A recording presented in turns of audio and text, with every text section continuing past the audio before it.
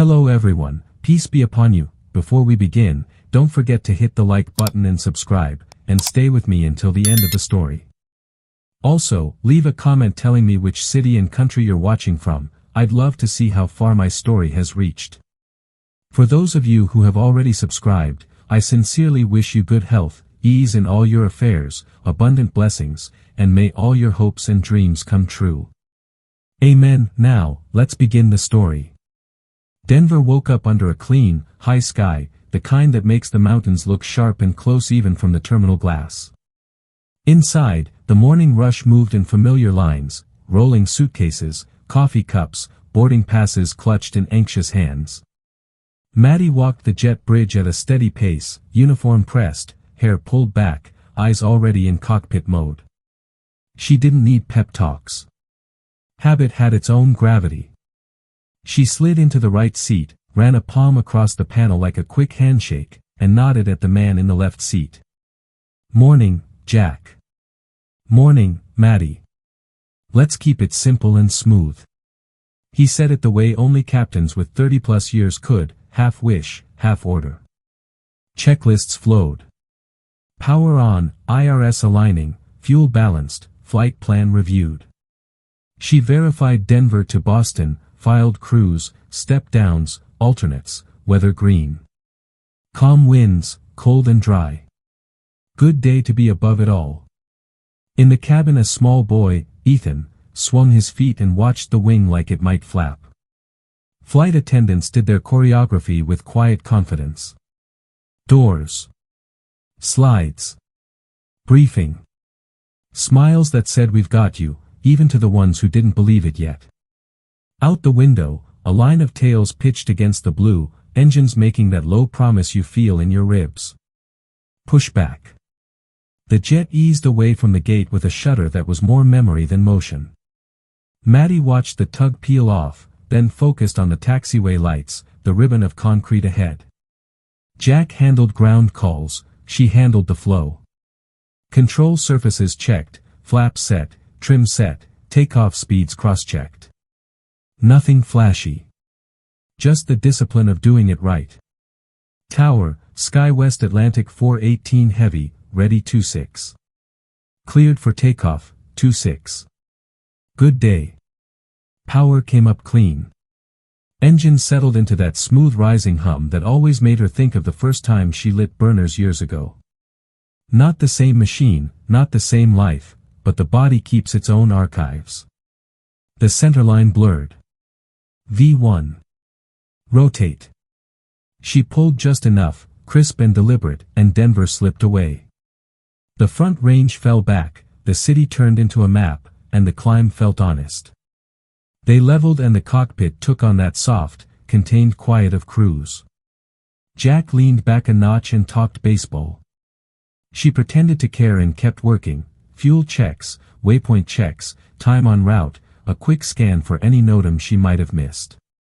Cabin call, coffee forward, calm passengers, one nervous flyer asking how long to Boston. Routine. The kind of routine you never badmouth, because the sky keeps receipts. She glanced at the annunciator panel. All good. A tiny flicker on a hydraulic readout caught her eye, one tick low on the left system, then back to nominal. She logged it mentally, not worth a call yet. Planes twitch. People twitch. You watch and wait. Jack caught her look. You seeing something? Probably nothing. I'll keep an eye. He nodded, and they moved on. At 37,000 feet, the world gets quiet in a way you can't find on the ground. Clouds look like fields. Sunlight comes in level and steady. Maddie let herself breathe into it for a minute. When she did, the old noise in her head, briefings, ranges, names and numbers, fell silent. She wasn't that pilot today. She was the one who gets families to baggage claim, who lands before anyone's coffee gets cold. She checked on the cabin again. Ethan's mother had him coloring a picture of a plane. The attendants had that relaxed focus that means they've already run the emergency in their heads and filed it away. She liked this crew. No drama. No freelancing. Over Kansas the air smoothed out to glass. ATC handed them off, voices changed but the script didn't. She ran a quiet self-brief for contingencies because that's how you keep calm later, where to go if weather pops, what to do if pressurization acts weird, what to try if the radios start acting like they're underwater. It isn't pessimism. It's respect.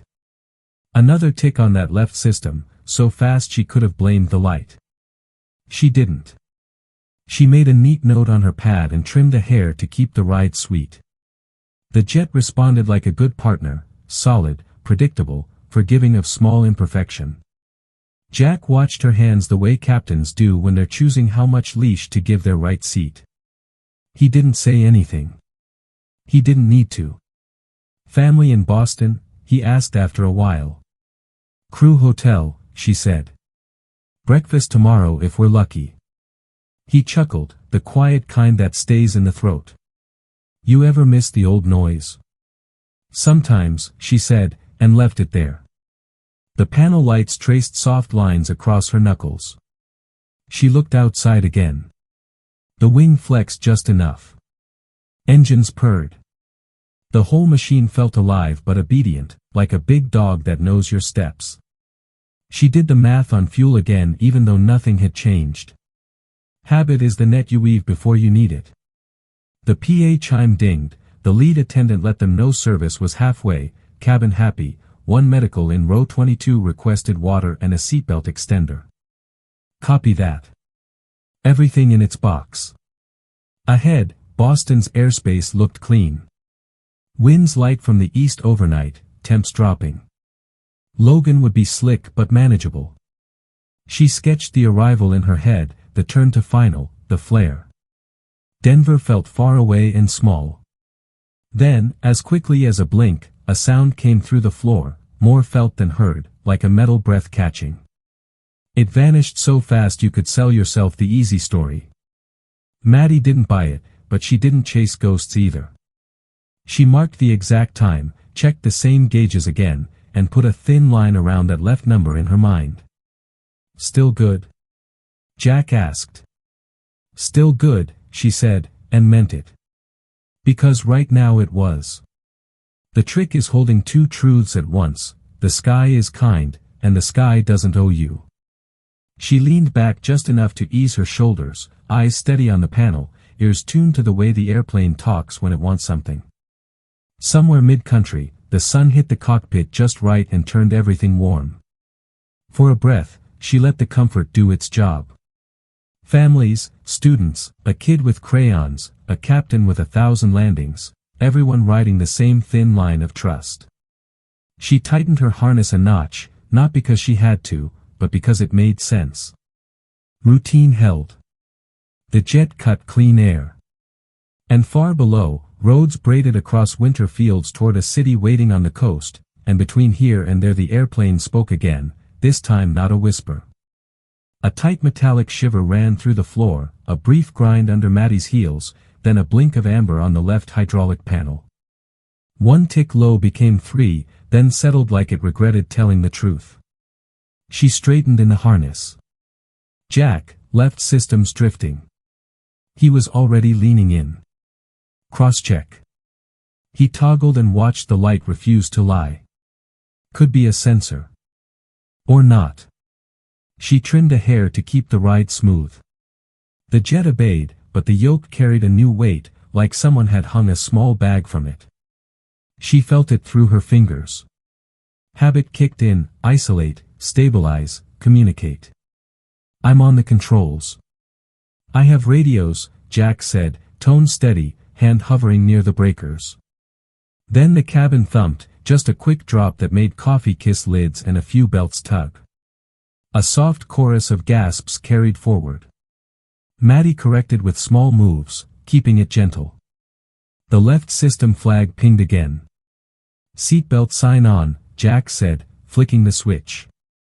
The chime rolled down the aisle. The lead attendant called a beat later, service stopped, cart stowed, passengers seated. Professional, crisp, like they practiced. Then the sound neither of them wanted, a dull bang somewhere aft, followed by a slow roll to the right that didn't belong to the wind.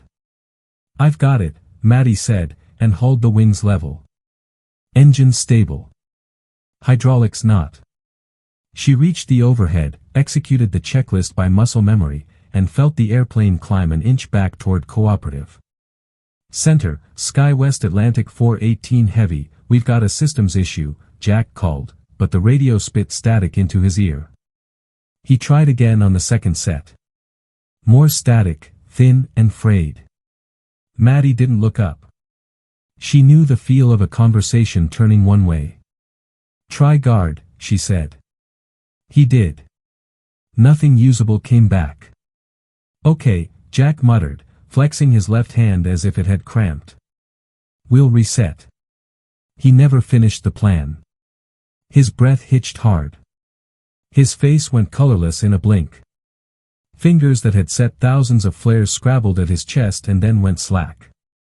The headset tilted, his shoulder sagged into the yoke. "Jack." Maddie shoved the column back to center, pulled him off it with her forearm, locked the jet where she wanted it. His eyes were open but not seeing, his lips moved around a word that never arrived. She checked carotid with 2 quick fingers. Pulse, thin, there, but wrong. Breathing shallow. "I have control," she said out loud, as much for herself as the cockpit voice recorder. She clicked the intercom. "Ladies and gentlemen, this is your first officer. We're handling a technical issue and you may feel some changes in altitude. Please remain seated and keep your seatbelts fastened. Calm. Short. Don't invite imagination." Alarms argued for her attention. Left hydraulic pressure dropping again. She pulled the appropriate items, shut off what needed shutting, cross-fed what could help, and nursed the yoke like it was both fragile and heavy. The airplane stopped trying to leave its lane. Good. One piece at a time. Radio's next. She keyed again. "Mayday, Mayday, Mayday, Sky West Atlantic 418 Heavy, pilot incapacitation, hydraulic irregularities, requesting immediate vectors." Only snow hissed back. She swapped to the second VHF, then to HF like a long shot across bad water. The cockpit stayed alone with its noises. "Okay, go big." She reached for the transponder and set 7700. If nobody would listen, they could at least look. The jet twitched, then steadied under her hands. She closed Jack's harness tighter so he wouldn't slide, pushed his seat back an inch to keep him off the controls, and breathed through the iron taste of adrenaline. The cabin dropped masks with a soft, synchronized hiss. She hated that sound. It gets into your spine. Passengers gasped, a thin child's cry rose and then muffled as plastic met faces.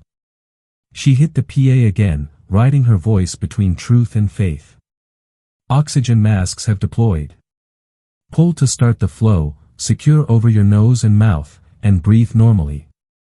Flight attendants, secure the cabin." She kept it warm, not brave, because brave can sound like lying. Static cracked with a ghost of a voice on guard, unreadable, chopped. She tuned a hair finer. "Sky West, copy. Gone." She tried again. "Center, guard, any station, 418 Heavy declaring an emergency, pilot incapacitation." The left system warning flared bright, then dulled.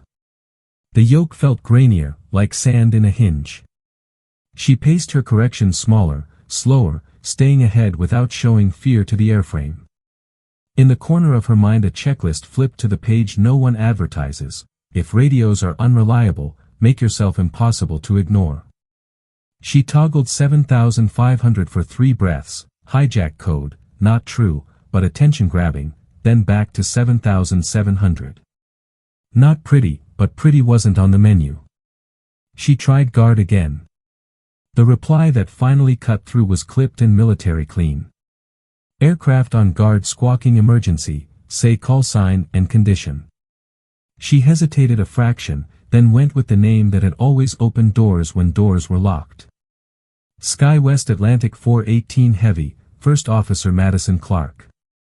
Pilot incapacitated, hydraulic degradation, unreliable comms.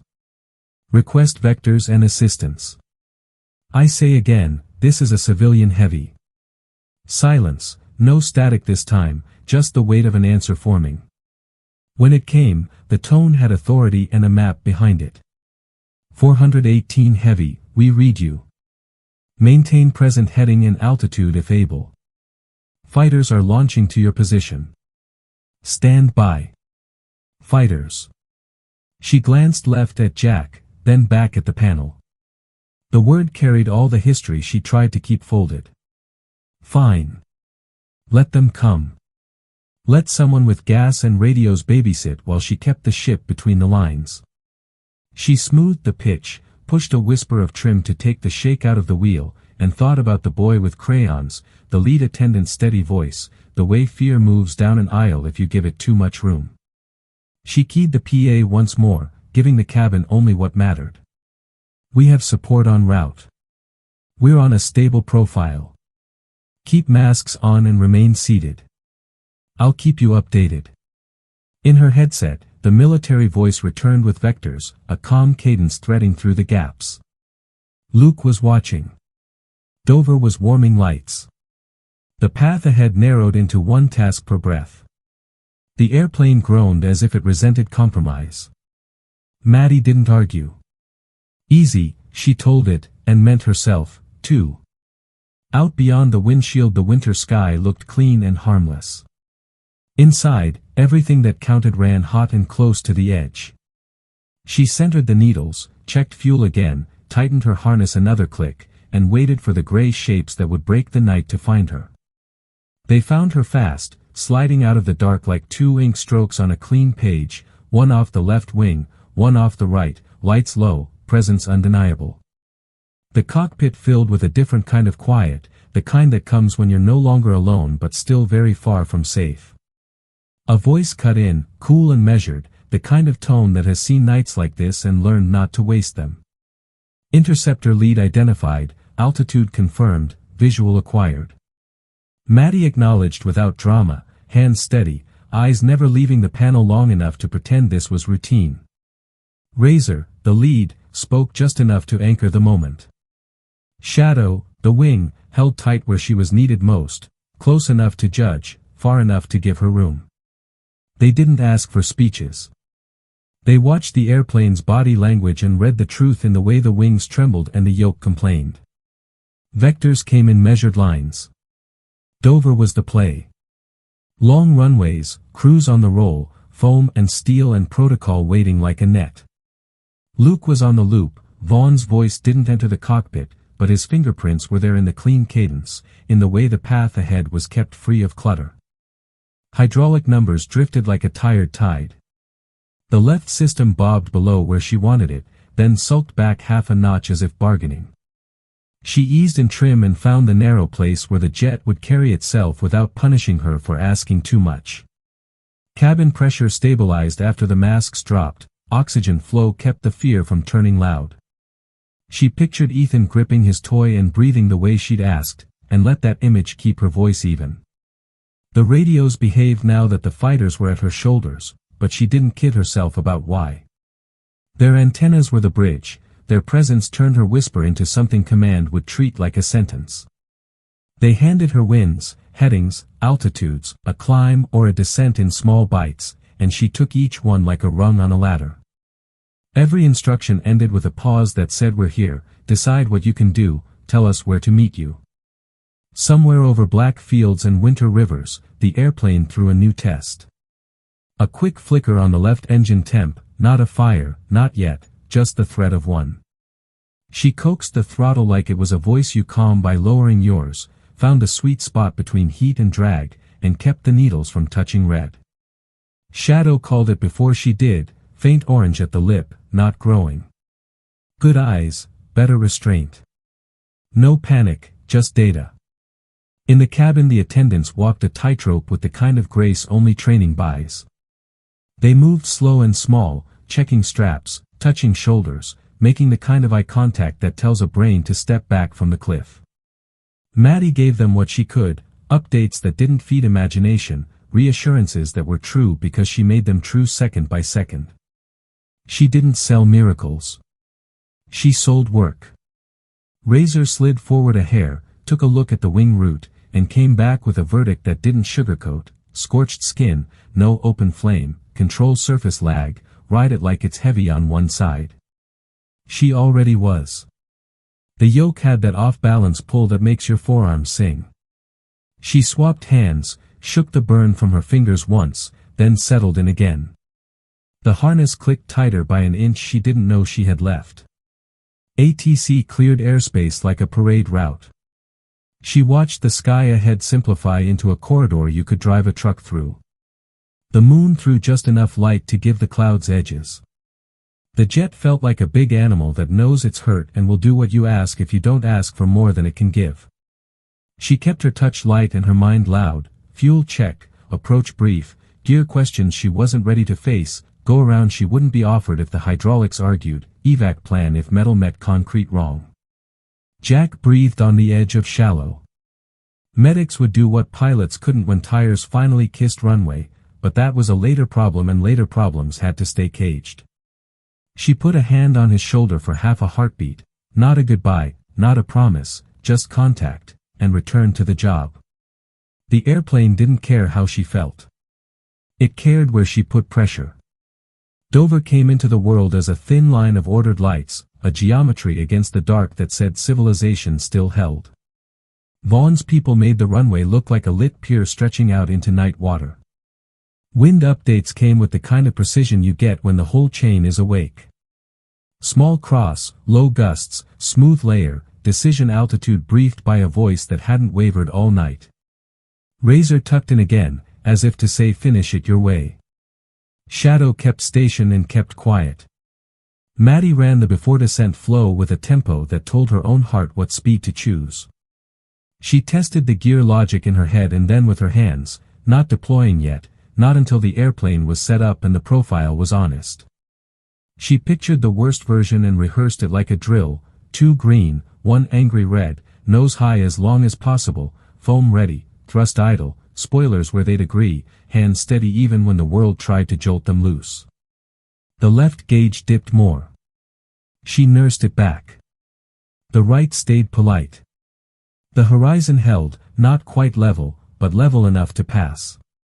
On guard a different voice checked in: same team, same calm, one more set of eyes saying the same thing: you're not alone, keep coming, the road is clear. She kept her replies clipped, the way you do when your margin is thin and words cost. The airplane threw one more small buck in smooth air, a dog's shake to test the leash. She rode it without flair, let the nose rise a breath, let it settle, refused to chase the noise. Out the window the fighters looked like a pair of parentheses holding a long sentence together. She let herself be grateful for 1 second, then folded it away. Descent cleared. Altitude unwound with a purpose. The cabin lights stayed low, the aisle still, the masks a curtain of white ovals in the periphery of her mind. She set the speed she wanted, not the speed the book would have chosen on a day with every system pretty. She briefed herself aloud in a low tone, committing the plan to the room as if the airplane would sign the same contract. Dover, 418 heavy on profile. 418 heavy, runway in sight.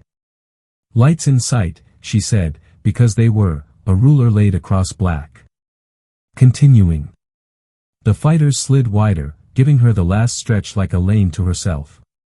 She felt the engine temp steady, the hydraulics sulk but comply, the yoke ask for a little more muscle than she'd prefer. She gave it. The threshold grew from a painting to a place. She took a breath that was all business and reached for the gear lever and pulled the gear lever down, feeling the familiar detent under her fingers like a switch that still believed in routine. The indicators blinked with their tidy promise: left main in transit, right main in transit, nose gear thinking about it. She held the profile, listened to the air rush change as doors opened below, and kept her eyes skimming the panel and the darkness beyond the glass. 1 green. 2 green. The third eye stayed stubbornly blank, then winked red as if offended she'd asked. She didn't flinch. She eased a notch of power to keep the sync rate sweet, then thumbed the manual release for the nose, the way you do when the book says try this, and your bones say try it exactly once. The airplane answered with a clunk you feel in your seat rails, a suggestion of compliance that never closed the deal. Left and right locked, straight greens that looked smug about doing their job. Nose still arguing, the red dot a small siren. Dover, 418 heavy. We've got 2 down and locked, nose unsafe. Her voice didn't go up or down. It just moved forward. 418 heavy, copy 2 green 1 red. Equipment is in place. Foam path is laid. Wind calm. You are cleared to land any runway, pilot's discretion. Razor slid farther out, giving her the room a good spotter gives when you're threading a needle. Shadow held a quiet guard on the far side, her jet a dark blade in the corner of Maddie's vision. Vaughn's calm cadence kept the edges of the moment clean, vehicles staged, medics ready, tower darkened to cut glare. No one told her how to fly. They just kept the world out of her way.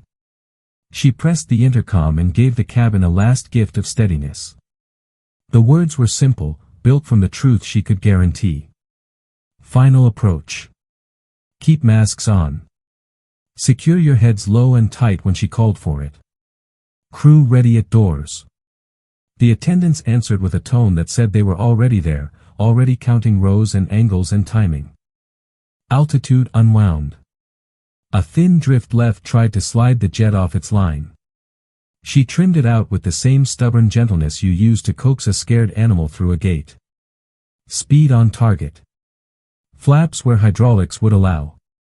Checklist complete except for the one item a red light refused to make easy. Razor's voice cut in once, and only once. Looks clean under the nose from here. Door open, no lock. You'll want to hold the flare longer than you like. I know, she said, because she did. This would be a 2-point landing as long as she could keep physics bargaining. Keep the nose light, ride the mains, let speed bleed, then offer the nose to the runway like a fragile thing you set down on a table. Runway lights widened into a white canyon. The poppy stayed honest. She put the aiming point where it belonged and refused to rehearse the next 30 seconds anywhere but the present tense. Jack breathed in a rasp beside her, she felt it without looking. She felt the weight of the cabin too, the boy with the crayons, the strangers who trusted her without ever knowing her name that morning. Routine was gone. Responsibility wasn't. Minimums, the computer said in its small synthetic voice. Continue, she told it, and herself. The threshold flowed under them, a white bar smearing into speed. She closed a whisper of thrust, eased the nose up into the flare, and let the mains meet the earth with a deep, brutal kiss that sent a tremor up through her shoulders. Tires grabbed. Spoilers sprang half-heartedly, then more as the reluctant hydraulics finally admitted she meant it. She kept the yoke coming back. Back more. Back until her triceps shook. The nose hung in the air like a question. Speed bled into a long, hissing sentence. Fire crews paced them, red strobes throwing color over the cockpit glass. She worked the rudder, small and sure, keeping the jet aerostraight while the world rushed by in a staccato of centerline dashes. There's always a moment in a landing like this when the airplane reminds you who wins. The lift moves off the wings and down into the hard math of weight. The nose came down inch by inch despite everything she held in her hands.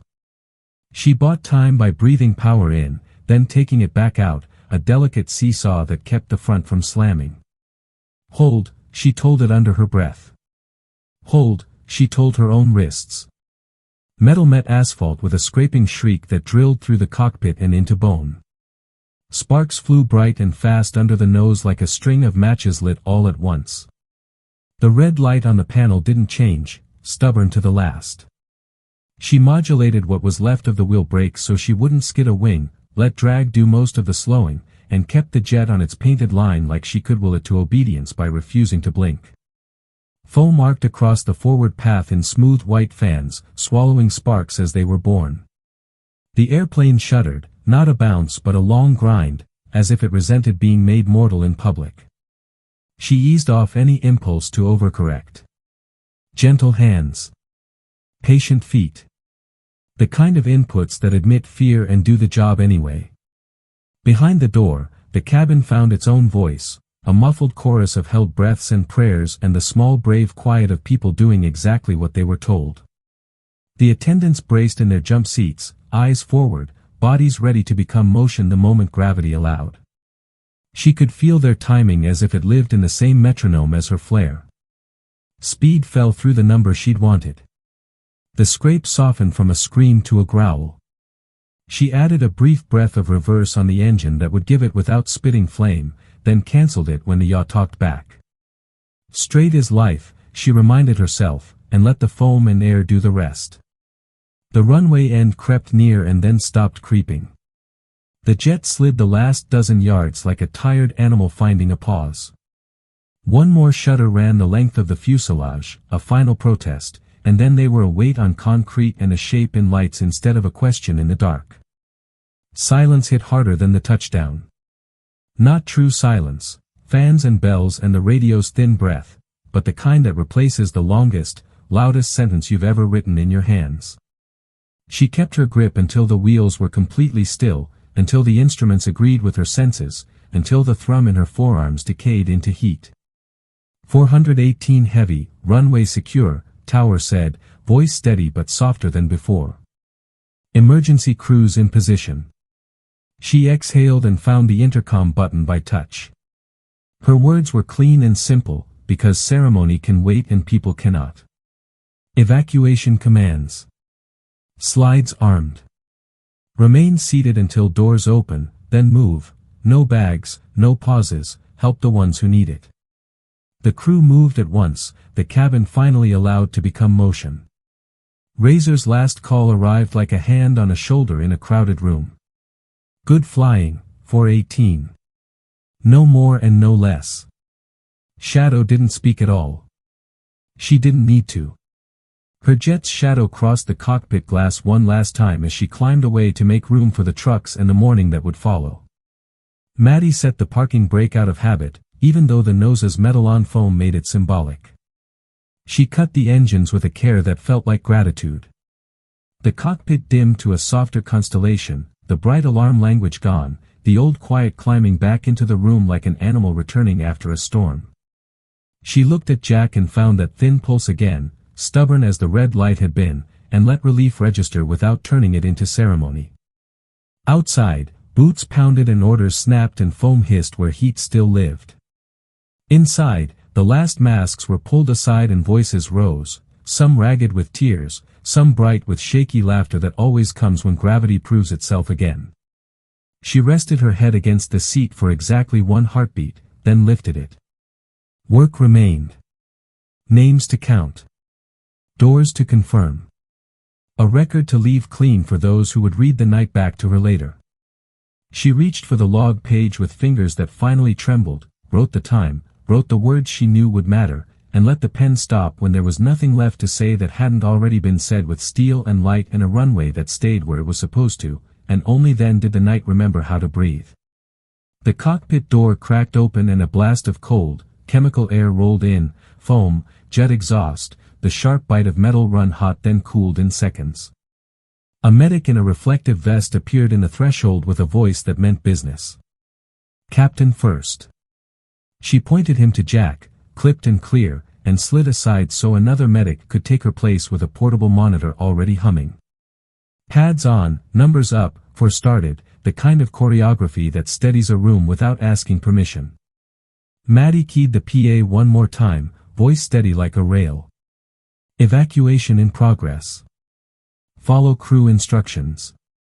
Leave everything. Move to the nearest slide when directed.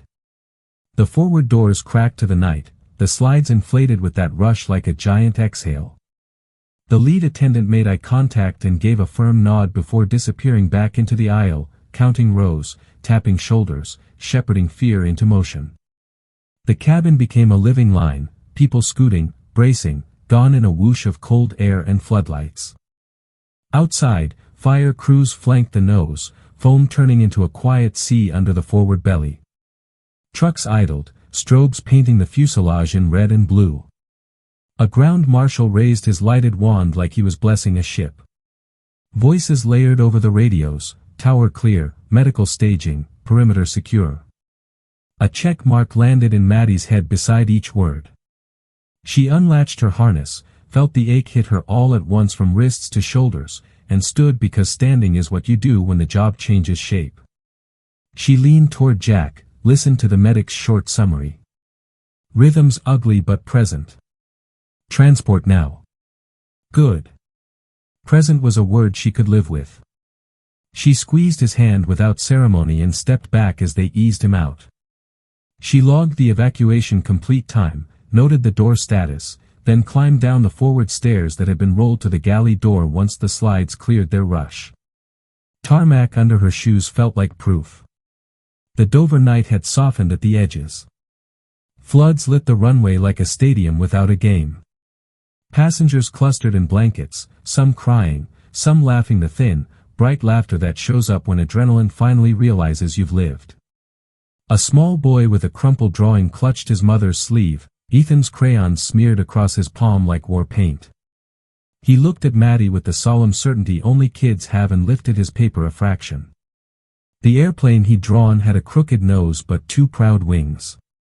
She gave him a small smile, barely there, all she had, and kept moving. A uniform stepped into her path with an authority that didn't crowd. Colonel Vaughn, close-cropped gray, clipboard in one hand, radio in the other. His eyes took in details the way radar does, sweeping, sorting, locking. First Officer Clarke. Not a question. Yes, sir. You and your crew did clean work. We'll keep this short. His tone was debrief and mercy in equal measure. He walked beside her off the active runway to a quiet pocket by a command truck where the world narrowed enough for sentences to hold. Questions came in the order that respects fatigue, time of first indication, sequence of warnings, radio anomalies, pilot condition, procedures executed, deviations chosen and why. She answered without fluff, bullet facts with the edges still hot. He didn't second guess. He annotated. Razor and Shadow arrived on foot a minute later, helmets off, flight suits dusted with the night. Razor gave a nod that stayed professional but let a human thing through at the corners. You landed a brick on a razor blade, he said. And made it look like it wanted to be there. Copy that, she said dryly, because praise is easier to carry when it's shaped like a report. Shadow's eyes added what words didn't, steady respect, a pilot's recognition of the line between luck and discipline. Vaughn let the moment exist, then tucked it away like you file a good witness. Media lights hovered beyond a taped line, long lenses sniffing for angles. Security held them with a courteous wall. Survivors gave first statements, hands describing the tilt, voices cracking on the part where sparks turned to stars under the nose. Maddie stayed behind the line where crews and command lived. Not hiding. Choosing sequence. People first. Data next. Stories last. Jack's transport rolled by, EMT at the back flashing a thumbs up that meant, working, more than, safe, and right now, working, was gold. The lead attendant crossed the tarmac toward Maddie with a quick report, all passengers accounted for, 3 minor injuries from slide landings, 1 asthma flare resolved on scene. Head count perfect. The kind of number you frame. Vaughn closed his folder. Debrief tape will want the cockpit voice and your notes. NTSB is inbound. You'll be asked to repeat yourself until morning. He angled his head toward a heated tent. There's coffee that tastes like courage and a chair that doesn't argue. Razor looked like he had one more line and finally spent it. Next time you're in Oceania, drinks are on us. Next time I'm in Oceania, she said, which was as close as she'd come to promising a world with a next time. Shadow allowed herself half a smile, then they peeled away to their own post-flight. The line of passengers waiting for buses thinned. Blankets shifted to shoulders. The night kept getting less sharp. In the warm tent she signed where signatures belong, handed over the log page that still carried a tremor in the ink, and answered the first wave of NTSB questions with the same clean freight she'd given Vaughn. The investigator's pen paused when she reached the part about the call sign that had slipped out on guard. She didn't flinch from it. I used what would get a response fastest. It did. The pen resumed. No theater, just ink. A public affairs officer asked if she wanted to say anything on camera. She looked toward the far wall where someone's spare jacket hung on a chair and realized her hands were finally cold. Not tonight, she said, and the officer nodded like he'd expected that answer from the start. By the time the last bus pulled away, the runway had returned to being a place instead of an event. Foam lay flat and dull in the floodlights. A crew in coveralls walked the scar where the nose met the earth, measuring, pointing, learning. Work begets work. That's its own comfort. They offered her a ride to base lodging, a quiet room, a bed that would feel like a question because sleep never shows up on command after a night like this. She took it anyway. In the mirror above the sink she was 2 shades paler and 10 years older around the eyes. She splashed water, let the faucet run until the sound erased engines, and sat on the edge of the bed without quite trusting gravity yet. Her phone had bars and messages without words, photos of the runway from a distance, a single, "You up?" from a number in Colorado Springs that only texted when it mattered. She typed back what she had, "Down safe." The reply came slow and warm. "Proud of you." She didn't let that open any doors inside. Not yet. Before dawn, an airman knocked and handed over a printout, prelim statement finalized, media window set for later, Jack in stable care en route to Boston cardiac. Stable. Another word she could live with.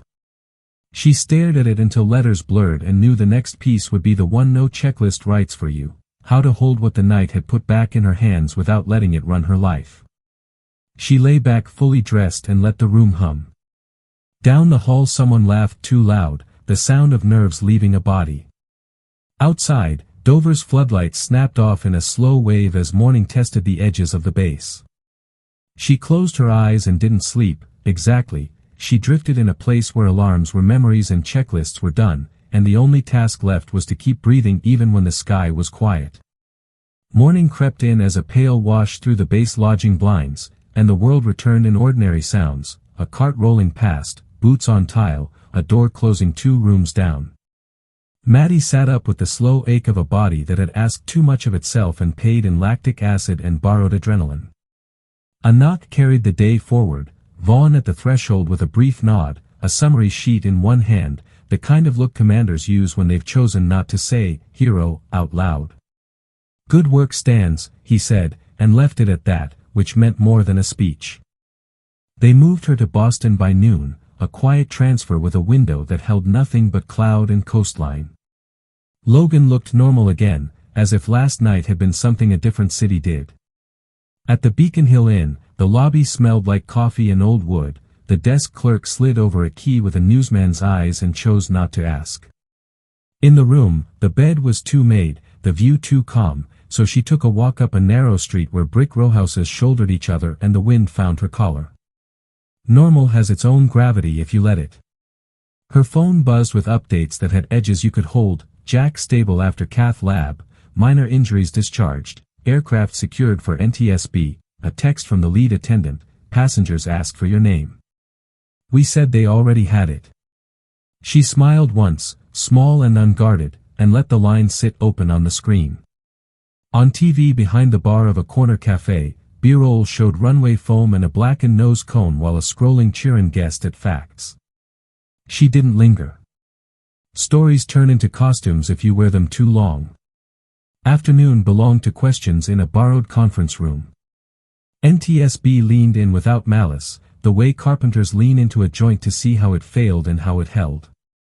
She walked them through the beats again, left system drift, radios misbehaving, the first bang, Jack's collapse, transponder, masks, guard. When the investigator circled back to the part where she used a name the Air Force remembered, she kept it simple. I used the fastest key on the ring. It unlocked the door. Pens moved, no one argued. Razor and Shadow joined for 10 minutes, tradecraft in their posture even out of the jet. She flew it straight, Razor said. We just kept the lane clear. Shadow added a quiet, she never chased the noise, which is about as high as a pilot can praise another. By evening, Boston turned gold at the edges. She walked back to the inn with a bag of takeout she barely touched and stood by the window while the city clicked on, one apartment at a time. Courage is loud when you need it and quiet when you don't, either way it asks for payment. She felt the bill arrive as a throb behind her eyes and a stiffness in her hands, and breathed through it like you breathe through chop, nose down a hair, ride it out. In the morning she flew west to Colorado Springs on a deadhead seat, anonymous behind a mask and a ball cap. The mountains rose like a relief map she knew by touch. At the airfield, winter light came at an angle that made hangars look cleaner than they are. Thomas stood by the fence line in an old bomber jacket, hands in pockets, face already smiling before the plane turned. They didn't hug first.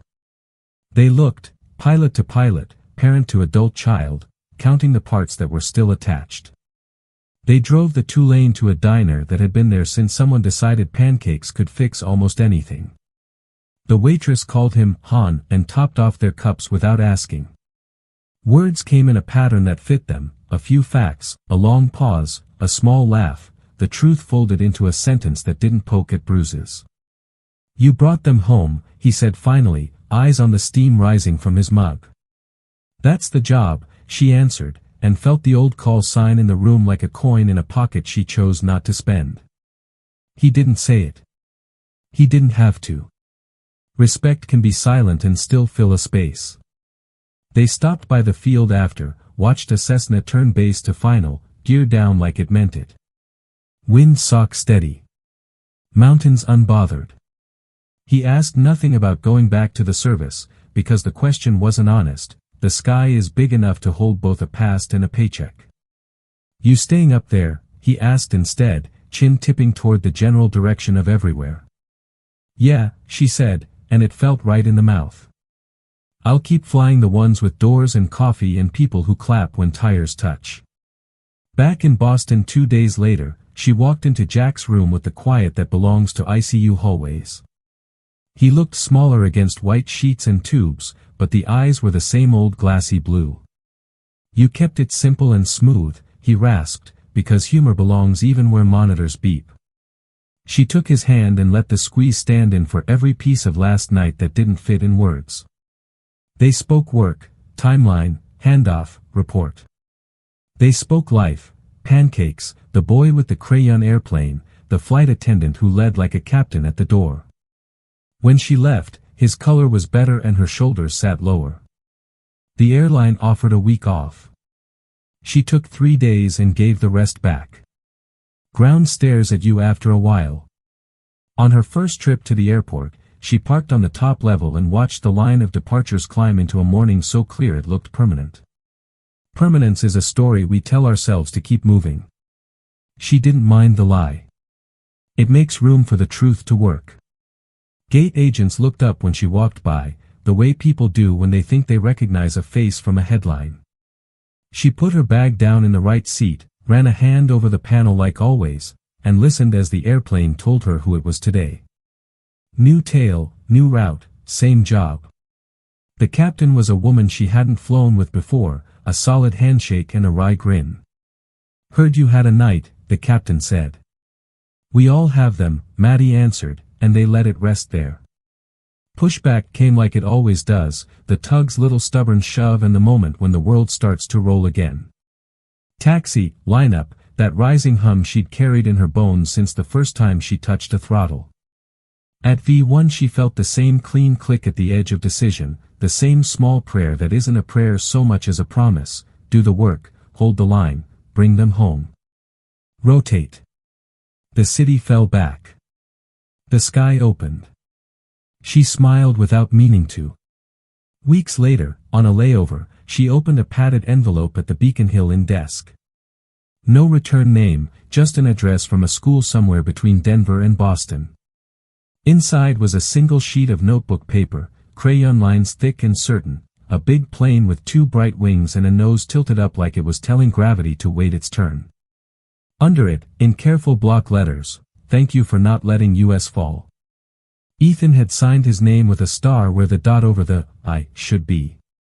She set the drawing on the desk and looked at it until the room stilled all the way. That night she stood by the window again, watching the city breathe.